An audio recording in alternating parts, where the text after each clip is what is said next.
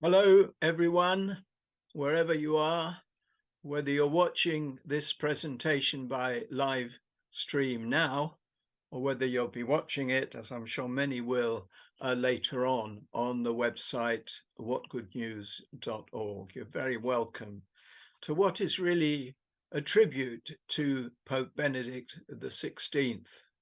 As you will remember, Pope Benedict passed away on the 31st of December of 2022.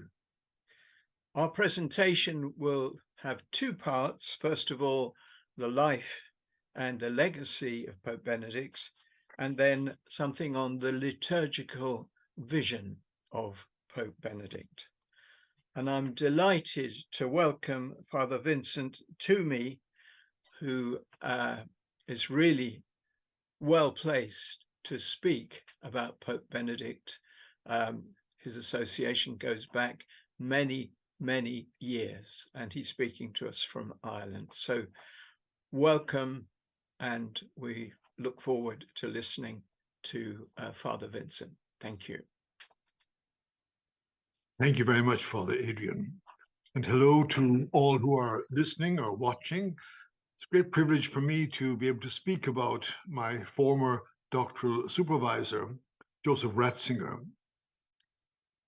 I was his doctoral student from 1971 to 1978. And I didn't intend, when I first went to Germany to do my postgraduate studies, to study with Ratzinger. Rather, I had intended going to Tübingen to study under Walter Kasper. But anyhow, I ended up not either in Tübingen, but in Munster, where I studied under Rahner.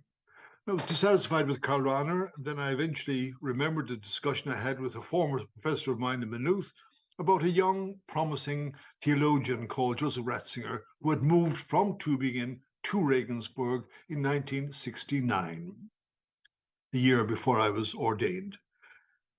So I went down to Regensburg to meet him, traveled overnight from Munster to Regensburg, and first impressions are lasting.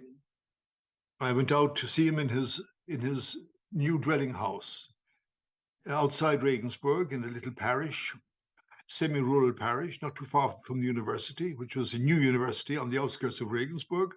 And I was struck by a number of things. First of all, his simplicity, his fact that he listened all the time. And he was and remained all through his life a humble man of God. His listening, I think, is most important. It's the key to his whole personality, because when you spoke with him, he listened to you with full attention. But he was also listening to all the voices of tradition, all the voices of the contemporary world, all the thinkers that make up the world in which we live in. But above all, the voice of God in Scripture, listening to the Word of God, and the echo of that voice down through the centuries in all the great theologians of the Church, above all Augustine and Bonaventure, and secondly, then of course, the teaching of the Church, the doctrines of the Church. Now, dialogue was not only a dimension of his notion of God and of God's relationship to humanity. Dialogue was also central to his own engagement with others, including those who disagreed with him. He was quintessentially, as I said, a listener.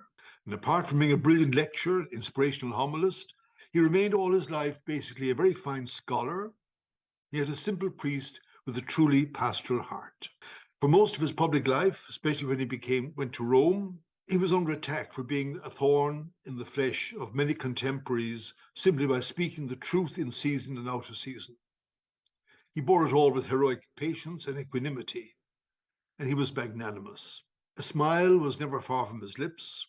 He had a great sense of humor. He loved a good joke. But of all, he loved the Church, which is to say humanity in the process of being redeemed. He spent his life unstintedly in her service as a scholar priest, a bishop, cardinal prefect, and pope. Now, what I want to do in this first talk is to introduce you to the personality, something of the life of Ratzinger. Now, his life, of course, spanning 95 years, is quite enormous. This is his official, not official, the main biography by Pater Sebald, which is, as you can see, quite a huge volume. All we can do, all I can hope to do now, is introduce some of the main kind of moments in his life and the main influences on his life, and some of the main actions of his and writings of his life. But one thing I'd have to say is, through all his life, one thing remained constant in his concern. That was the liturgy, the worship of God. He once pointed out rightly that orthodoxy comes from the Greek words for upright and doxa, glory. It is the right way of worshiping God. And all his theological endeavor can only be understood in terms of actually opening people's hearts and minds to worship God. He was and remained quintessentially a Bavarian. This is a Baroque church, a monastic church, Benedictine monastic church, not too far from Regensburg, called Weltenburg. According to tradition, it was founded by two Irish monks in the 7th century. Historians say no, it was probably the 9th century. But you can see the glory of Baroque. Now, we don't know really what Baroque is in Ireland or England or Scotland, but Baroque, Kenneth Clark once said, was humanity's reaction against the life-denying forces that were in the Protestant Revolution, Reformation. And that life-affirming force meant that beauty and joy in this world and in the next were absolutely central. And Ratzinger, from the very start, was brought up in a Catholicism that was rich in beauty and music. He was born not too far from Salzburg, and he was very much under the influence of Mozart. Cardinal Meissner, a friend of his, of Cologne, once said he himself was the Mozart of theology, because like Mozart, the musician, theology poured out of him almost spontaneously.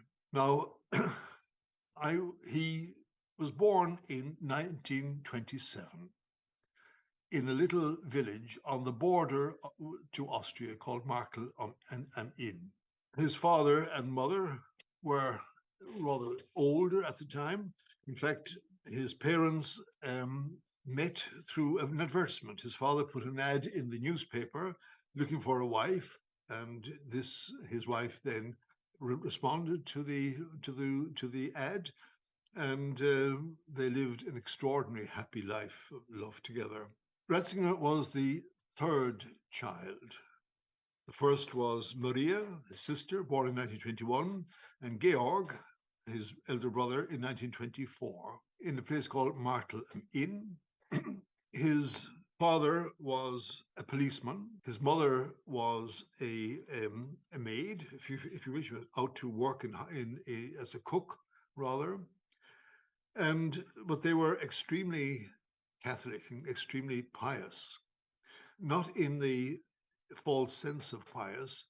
Theirs, as Ratzinger said, when his mother died, in them he discovered how the faith enabled people to mature into fully human beings. His parents were, of course, affected by the growing darkness that was creeping over the land in Germany, Hitler, and the rise of Nazism.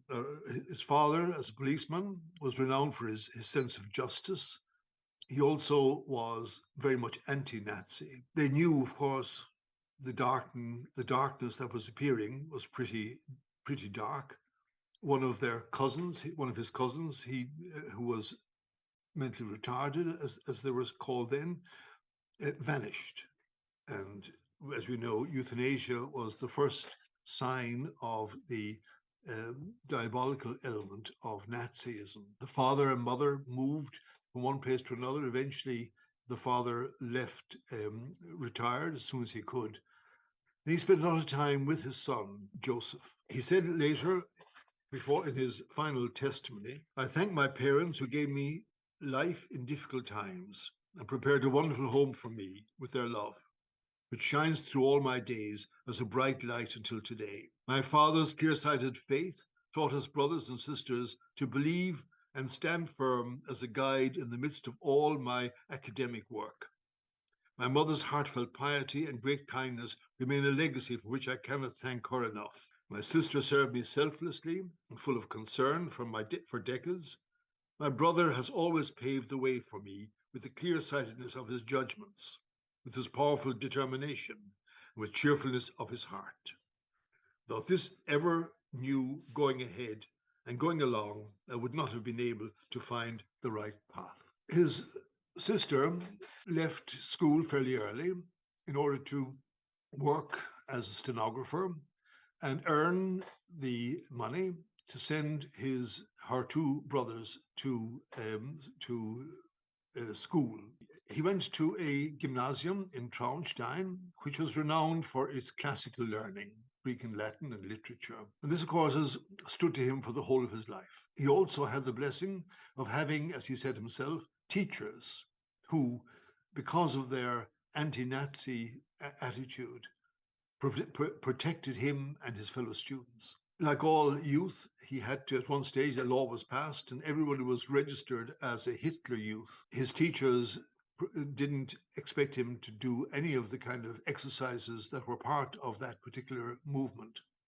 But towards the end of the war, when cannon fodder was depleted and they had to turn to youth, they took young schoolboys and sent them off here in 1943 to look out for enemy planes. And then he was in the Reich's labor service before being called up very briefly for the Wehrmacht. But he deserted and he made a very dangerous flight back home just before the Americans came in and liberated his country, that part of Germany. When the Americans came, they took over their home and discovered what was left of his soldiers' uniform.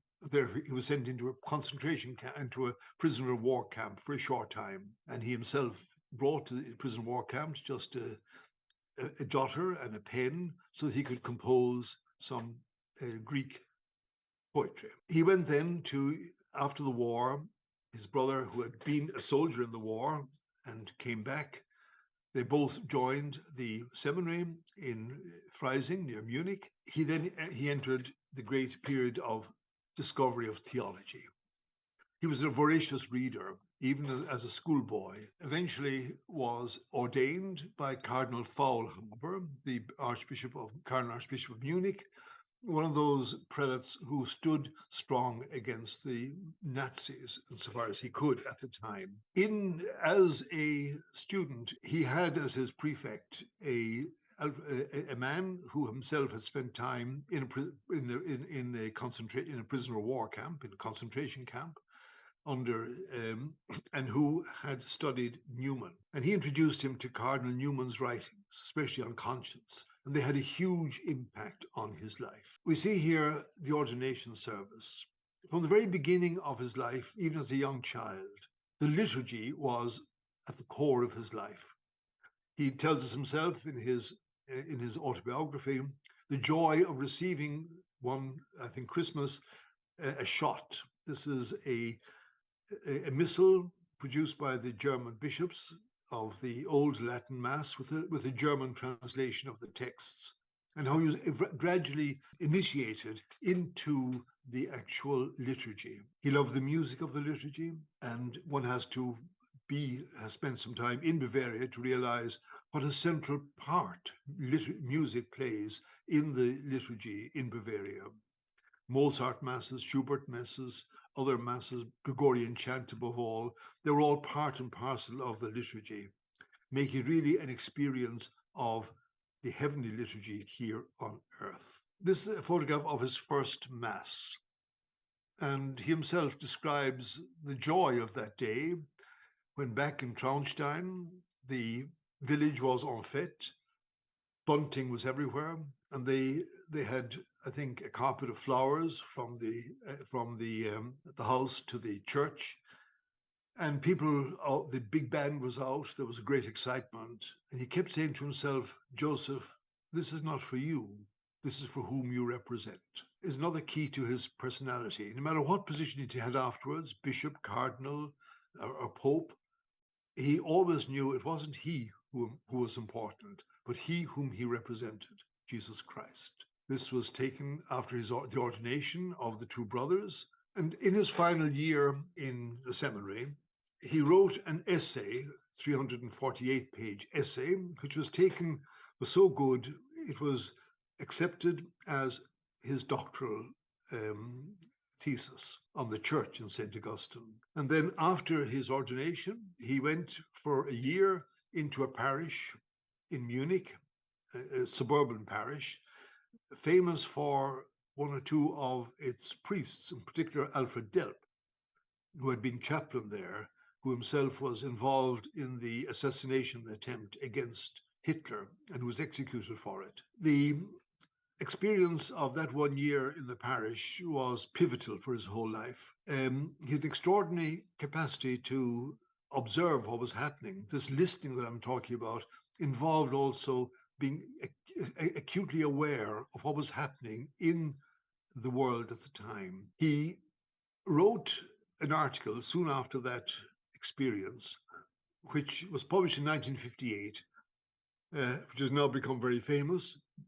At the time, it almost put an end to his career as a writer, as an academic, called The New Heathen in the Church. He said at the moment, this was in 1951, 52, 6 years after the war, there was resurgence of life in the church. There was tremendous vigor, vitality in the church, because, as he said himself, the church had remained the only kind of institution, and Catholics and Protestants who had the faith, as Adenauer himself admitted in his autobiography, were the only people who resisted, showed any kind of resistance to Nazism.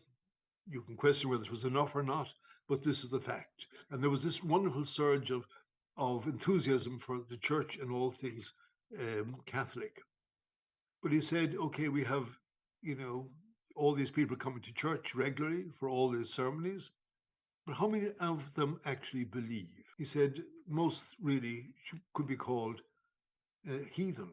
It's a ritual thing. They're there just simply because it's the thing to do effectively. These are my words, not his. He said eventually that will disappear. Those numbers will disappear. And the church will be left, a small church made up of people of conviction, who then, as like the early Christians, will transform the world from within, not from without. After that year, he was appointed with his doctorate to actually teach in the seminary in Freising. His teaching then, as always, had what one of his pupils at the time described as a liberating effect on people. Here was somebody trying to think through the faith.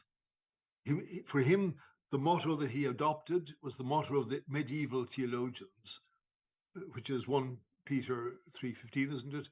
You must be ready to give a reason for the hope that is in you. So he was searching to give a reason to those who are inquiring, or to the inquiring minds of his contemporaries, for the hope that is in us, which is our faith. He then wrote his postdoctoral thesis on Bonaventure, again within a short space of time. His essay, his doctoral thesis, was 348 pages.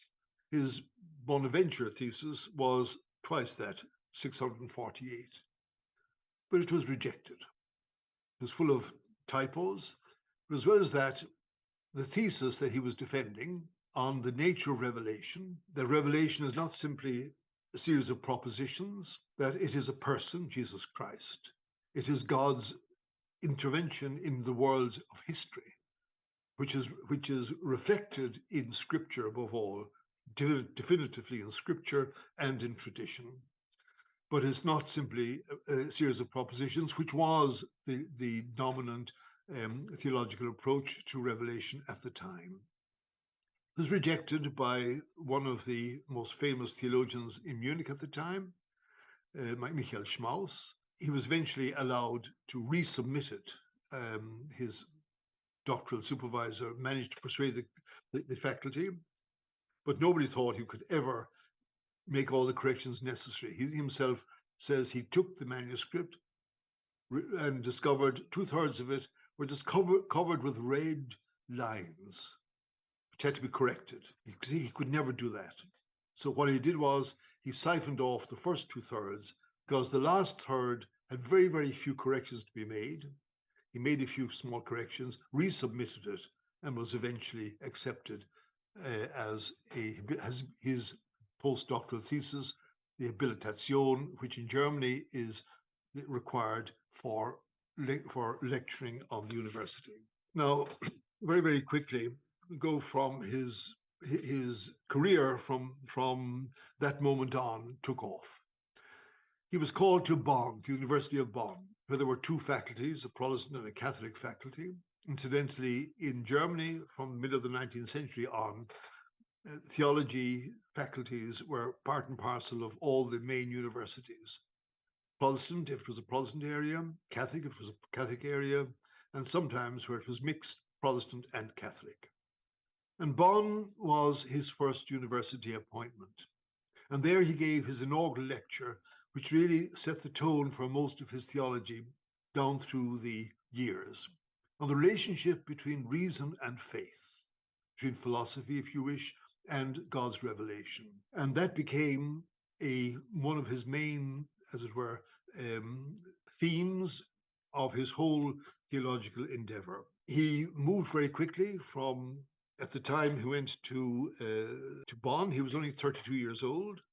But in Bonn, he gave a lecture once, and attending the lecture was the very old and famous Cardinal Archbishop of Cologne, Cardinal Frings. Now, Cardinal Frings was also a member of the Preparatory Commission set up to prepare for the Second Vatican Council that Pope John the 23rd called, to be opened in 1962. And Cardinal Frings and some of his other cardinal archbishops in Europe had a meeting in Bologna to prepare for the Preparatory Commission.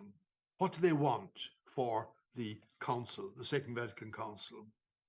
And he was so impressed with the lecture that the young Joseph Ratzinger gave, he asked Ratzinger to prepare a speech for him for a meeting with the other bishops in Bologna, to discuss their vision for what the council might do and might aim for. And he was so impressed, Cardinal Frings was so impressed, that he actually made just one or two small little changes, went to Bologna, and there he gave his talk, which was hugely successful, made a huge impact. Such an impact that a few months later, when Cardinal Frings went down to Rome to actually begin the work of the Preparatory Commission, he got a summons to appear before the Pope in audience. And he felt, my goodness, I'm going to be hauled over the coals for this radical talk that I gave. And when he was greeted by John the 23rd, the Pope embraced him and said, Your Eminence, thank you, thank you, thank you. What you said was what I was trying to say, what I want for the council. The result was that at the opening of the council, it is said by those who have studied it, that many of the ideas that John the 23rd articulated for the opening of the council went back to that speech of Cardinal Frings in Bologna, which was written by Ratzinger. So Ratzinger then was called to be a peritus, an expert, advisor, first of all to Cardinal Frings. This image shows him in Rome, in the Anima College, talking with Frings. Frings, by the way, was blind practically at the time, and he had to memorize all his interventions in Latin at the council. He was one of the moderators of the council. The council was a huge, as you know, this was the main actual event of the 20th century, and we're still in the process of absorbing the deliberations of that council. The first thing that the council did was to effectively pass the Constitution on the Liturgy. Constitution on the Liturgy had been prepared by over a century of liturgical experts meeting and discussing and making suggestions for the reform of the liturgy. It was the best prepared of the Preparatory Commission's documents.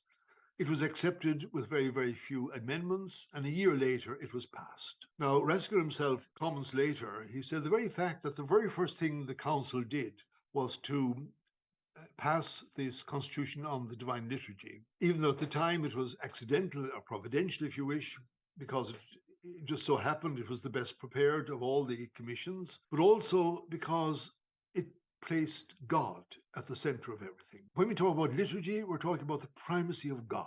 We mentioned a moment ago that faith and reason were the two pillars of his theology, but the primary concern of his theology is the primacy of God, the Trinity, Father, Son, and Holy Spirit, the divinity of Jesus Christ, and his worship in the liturgy. The council itself was an extraordinary council too, because of its outreach to the separated brethren.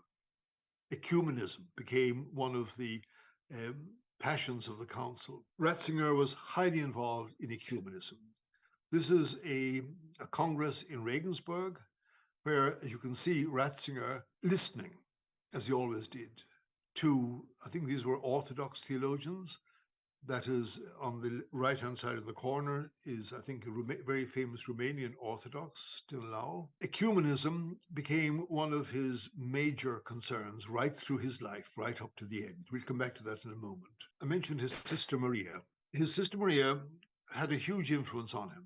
She was his housekeeper, but also his secretary.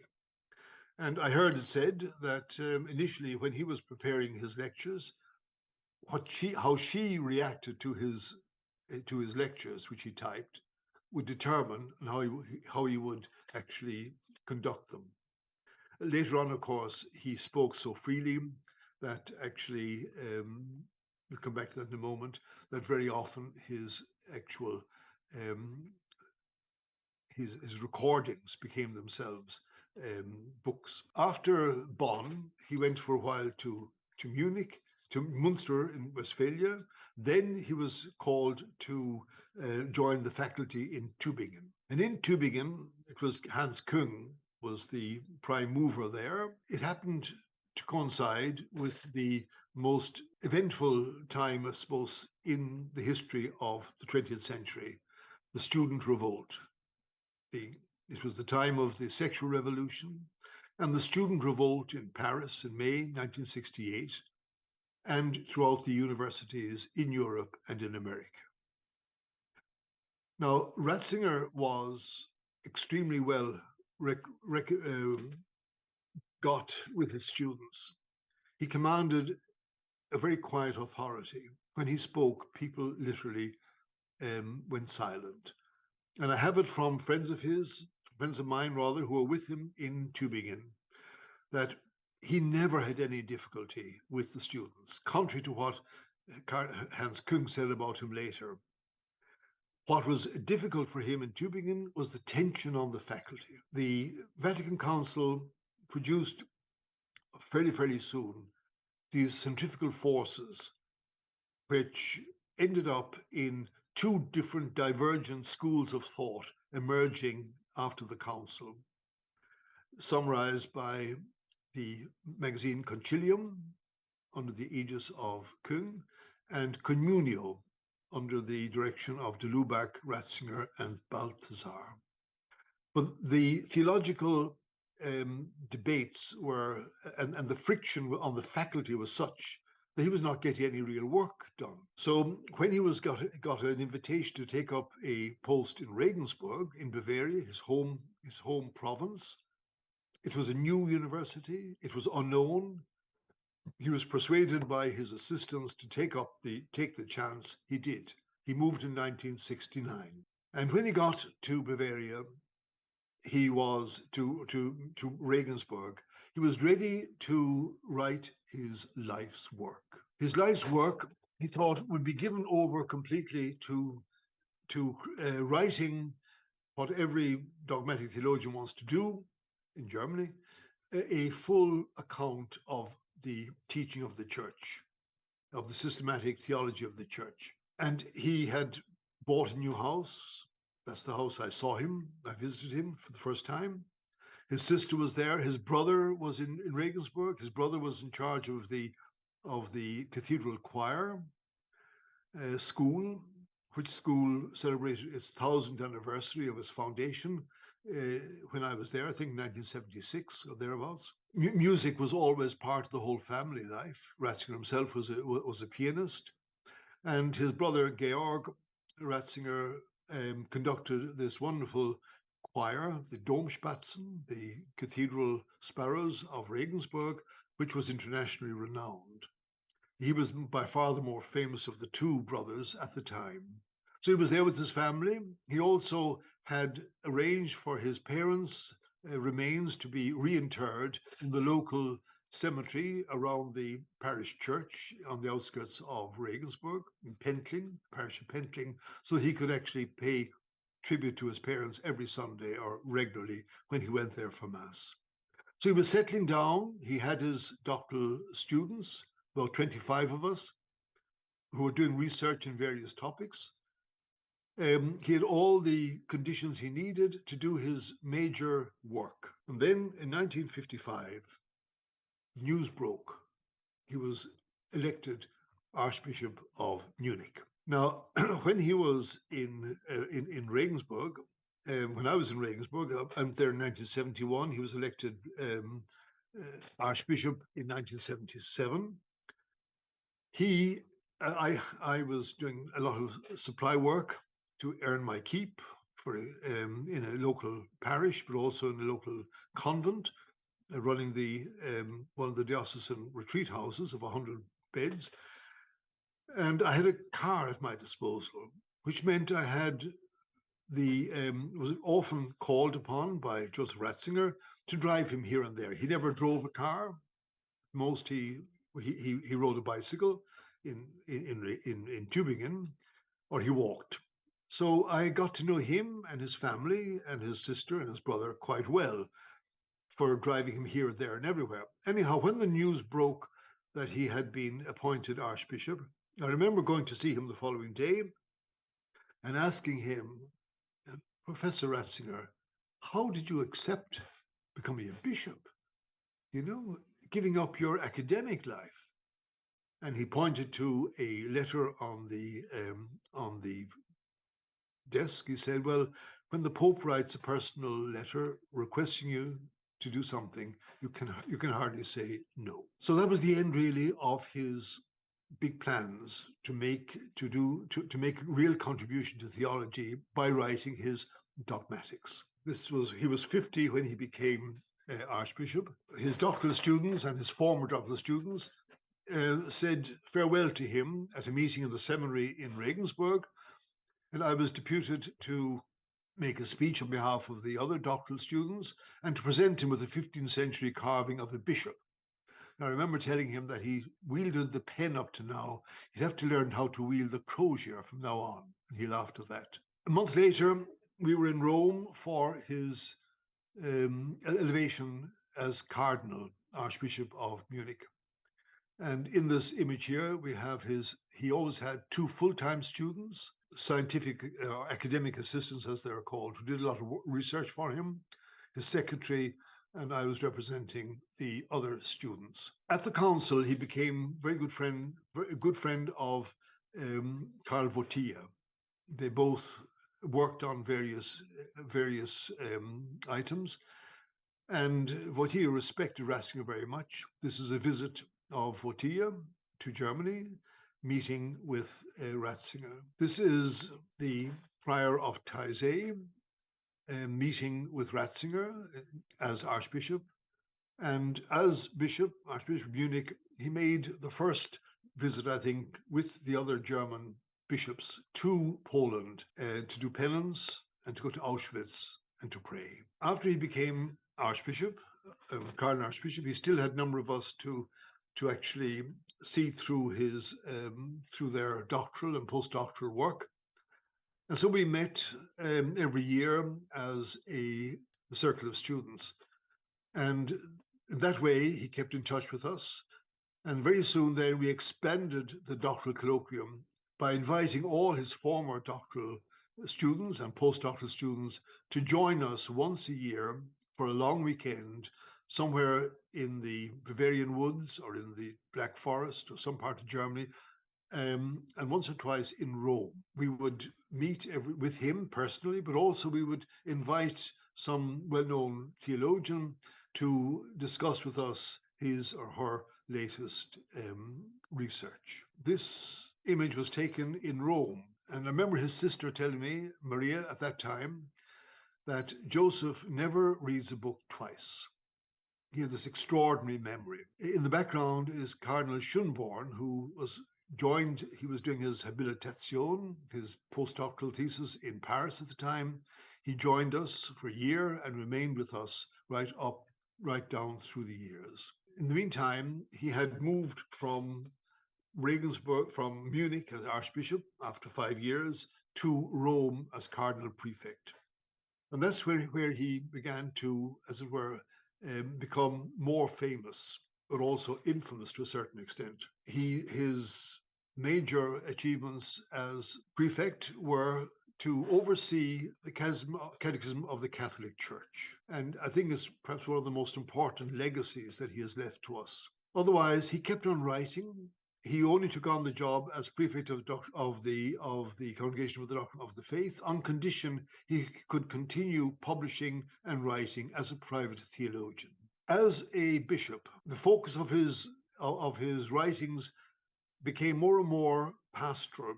On the one hand, liturgy became more and more a subject of his writings, and he spent all his time, a few years, writing what became his major work of the liturgy, The Spirit of the Liturgy, because he was so concerned with the way liturgy had been actually interpreted, with the way the reform of the liturgy had been implemented. But he also engaged with other thinkers. This is his famous meeting before he was elected Pope with Habermas, the leading philosopher in Germany, secular philosopher, on the pre-moral conditions for politics. So his focus as bishop of Freising and Munich, then as prefect, and later as pope, became more and more concerned with the theological dimensions of political life. And above all, the need for the primacy of God to be restored in society, if society is to achieve the freedom and the justice and the peace it deserved. Soon after that meeting, Pope John Paul II died. That's his funeral mass. And to the surprise of everybody, Ratzinger was elected Pope. Now, I'll never forget the shock that came to me. I never expected that my professor would become Pope. And it took me some time to associate this man that I knew as a wonderful, humble scholar with a very public personality. This was the famous Mass after his ordination. A day after his inauguration as Pope, he had a public audience when he received all the German guests who would come down for his inauguration, and he received each one of us privately as well. And I remember the first thing he said to me was, I sent him a telegram when he was elected Pope, the day he was elected Pope, and he said, "Thank you for your telegram," was the first thing he said. And then the next is, we'll continue our meeting of the Schülerkreis, the circle of students, in Castel Gandolfo. So we went to Castel Gandolfo for the first meeting in September.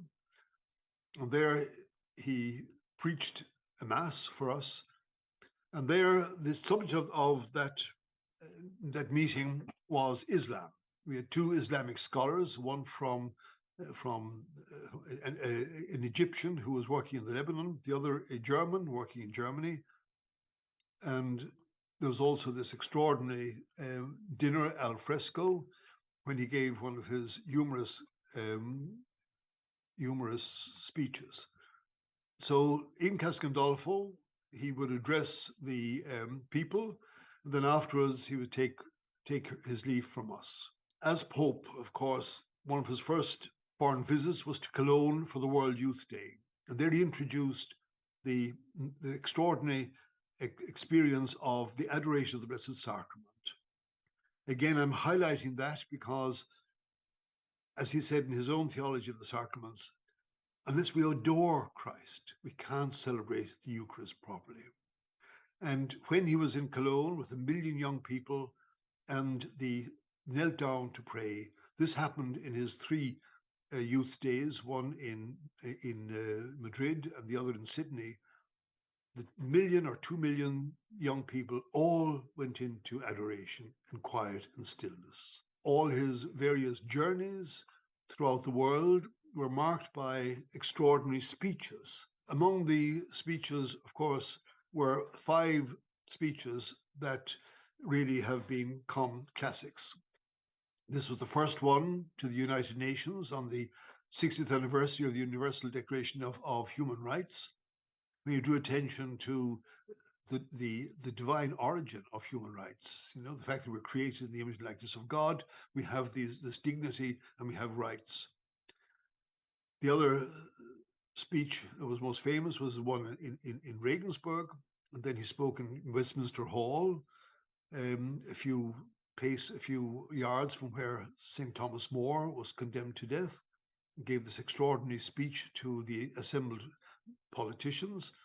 Then, of course, he gave an extraordinary speech in Paris in the Collège de Bernardin to the gathered leaders of the civil and political world on the roots of European civilization being in the Benedictine search for God. In Regensburg, where this was his first speech actually, which became infamous because of a quotation from a Byzantine emperor on Islam, but which was actually much more important in that it was on the role of theology, on the role of the search for God, on the university, on the role of faith in order to keep reason human. After his speech in Regensburg, he then went to Turkey, and here he visits the Blue Mosque in Istanbul and prayed. And this helped to alleviate some of the controversy caused by his quotation of the Byzantine emperor. In Constantinople, he met with the patriarch, great friends of his. Then he went on to Jordan. This is Queen Rania, the Queen of Jordan, and there her brother-in-law, I think it was, gave this extraordinary speech praising Ratzinger's work for dialogue with Islam. He then stopped in Cuba to meet Fidel Castro. This was where we met in Castel Gandolfo. He came into the room, then he greeted each one of us personally, and then we listened to our speeches and our discussion. This gives you an idea of the composition of his doctoral student. On the left, you have Joe Fessio from America, this man from Ireland, Réal Tremblay from Canada, Werner Neuer, he was a Protestant theologian from Germany. You can't see him at the back, is a Portuguese theologian and a Vietnamese theologian. Music was part and parcel of his life, as of course was reading. This finally is my second last visit to him. This was the year before last. I also saw him 3 months in last September, present my book on theology to him. Now, I'd just like to end with quoting from just an extract from the homily that he delivered in St. Peter's Square before his inauguration or during his inauguration mass. And he was commenting on the pallium, which is this white stole around his neck with red crosses. This is his legacy. These are his collected works in German up to the time he was elected Pope. And that's not all of what's published. And finally, I just want to end with the in his inaugural speech, which lasted 36 minutes or so, there was silence throughout the whole gathering.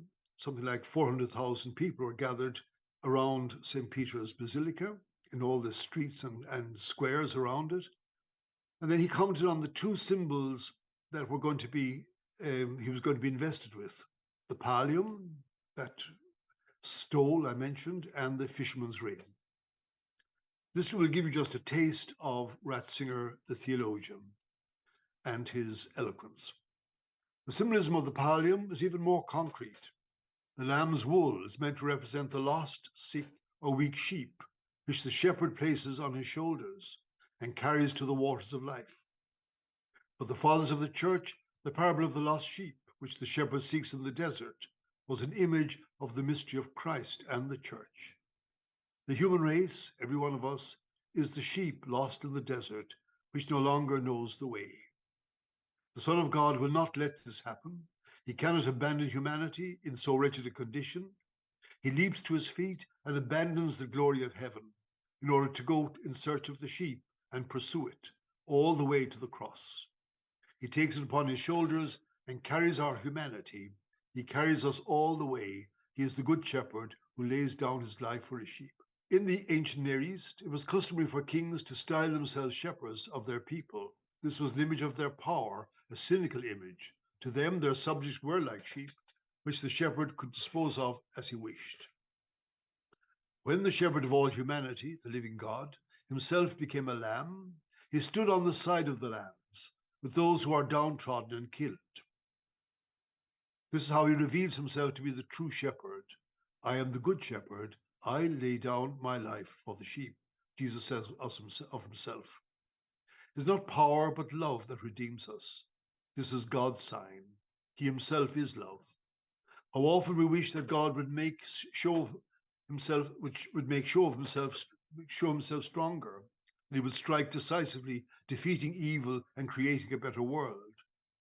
All ideologies of power justify themselves in exactly this way. They justify the destruction of whatever would stand in the way of progress and the liberation of humanity. We suffer on account of God's patience, and yet we need his patience. God, who became a lamb, tells us that the world is saved by the crucified one, not by those who crucified him. The world is redeemed by the patience of God. It is destroyed by the impatience of man.